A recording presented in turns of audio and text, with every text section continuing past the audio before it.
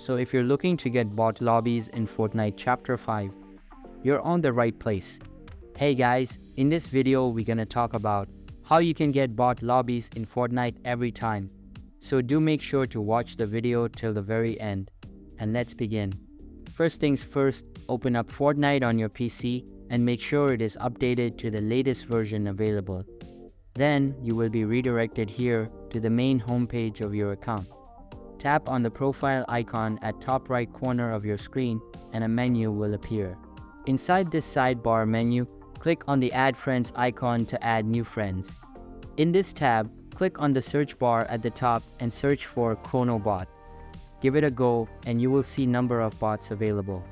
Now, add any of the bots to your account and your request will be accepted instantly. After that, go to the Friends section and add the bot to your party.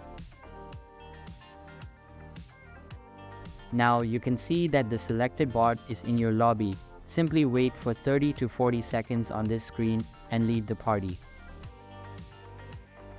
After that, start the match instantly to get bots in your lobby. This method works every time and is currently the only way to get bots in lobbies.